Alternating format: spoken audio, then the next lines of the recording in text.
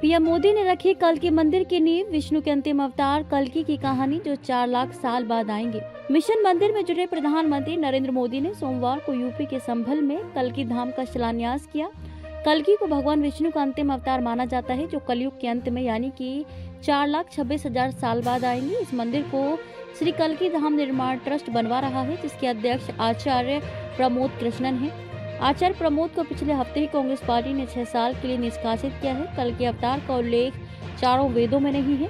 अन्य धर्म ग्रंथों जैसे महाभारत, विष्णु पुराण, मत्स्य पुराण, भविष्य पुराण, कल्कि पुराण और भागवत पुराण में कल्कि अवतार के बारे में विस्तार से लिखा है।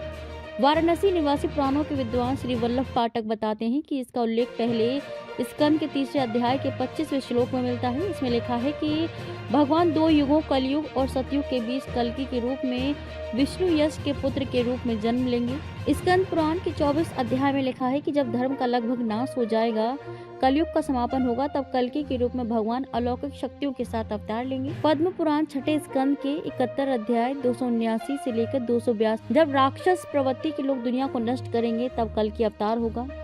कल्कि पुराण में लिखा है कि देवताओं के करुण पुकार सुनने के बाद भगवान हरि ब्रह्मा को आश्वासन देंगे। वे कह रहे हैं कि मैं संभाला गांव में दिखाई दूंगा। इस्कॉन भागवत महाविद्यालय के सतप्रेमदास ब्रह्मचारी बताते हैं कि शास्त्रों के अनुसार सत्य, त्रेता, द्वापर और कलयुग नामक 4 युगों का चक्र हमारे कैलेंडर की तरह होता है।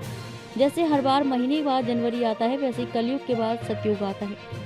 अभी कलयुग चल रहा है, इसकी उम्र 4,32,000 साल है। कुरुक्षेत्र यानी द्वापर खत्म हुए अभी केवल 5,121 साल ही हुए हैं, यानी कल्कि अवतार के होने में 4,26,000 साल बाकी हैं। भगवान कल्कि देवदत्त नाम के उड़ने वाले सफेद घोड़े पर सवार होंगे। देवदत्त भगवान विष्णु का वाहक गरुड़ का अवतार होगा।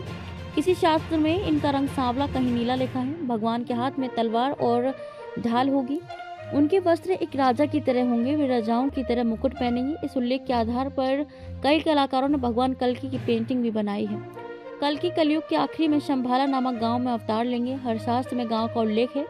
यूपी या उत्तर या भारत शब्द का जिक्र नहीं है। वर्तमान के विद्वान यूपी के संभल को ही संभाला मान रहे हैं। कुछ लोग ओडिशा के संबलपुर को भी कल्कि का जन्म स्थान मान रहे हैं। उनका जन्म विष्णु यश नामक ब्राह्मण के घर उनकी पत्नी सुमति के गर्भ से होगा। उनका जन्म वैशाख महीने में शुक्ल पक्ष की 12वीं तिथि को होगा। वैशाख यानी अप्रैल और मई का महीना। और सुमंत्र होंगे, ये सभी वीर योद्धा होंगे। भगवान परशुराम कल्कि के गुरु होंगे। वे उन्हें आध्यात्मिक ज्ञान के साथ साथ युद्ध कला भी सिखाएंगे। कल्कि 64 कलाओं में निपुण और वैदिक ज्ञान में पारंगत होंगे। कल्कि की 2 पत्नियां होंगी। इनका नाम पद्मावती और रमा होगा। ये दोनों लक्ष्मी का अवतार होंगे।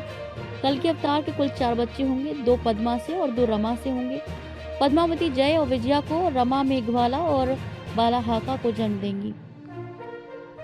कल्कि लगभग 1000 साल तक संभल पर शासन करेंगे। एक दिन में अपने 4 पुत्रों को बुलाकर उन्हें शासन सौंप देंगे। दोनों पत्नियों के साथ वे वन जाएंगे, वहां से हिमालय और वहां से बैकुंठ चले जाएंगे। ओटीटी प्लेटफॉर्म पर आई असुर और असुर 2 की कहानी भी कलयुग और कल्कि अवतार के आसपास घूमती है।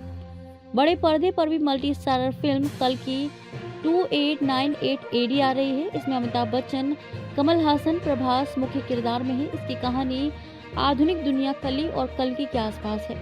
फिल्म मई में रिलीज हो सकती है। 1978 में अमेरिकी लेखक गोर विडाल ने कल्कि नाम से एक उपन्यास लिखा। इसकी कहानी भी पृथ्वी के सर्वविनाश की तरफ बढ़ती है। यहाँ सर्वविनाश न्यूट्रॉन बम से होने वाला होता है। दुनिया को बचाने के लिए कल्कि के रूप में आर्मी एक साइंटिस्ट हैं। केविन मिशेल की किताब धर्मयोद्धा कल्कि 2018 में आई थी। ये एक काल्पनिक रोचक कथा थी। इसका मुख्य पात्र विष्णु अवतार कल्कि जैसा है। उसे भगवान की एक शक्तिशाली तलवार मिलती है, जिससे वह दुश्मनों का नाश करता है।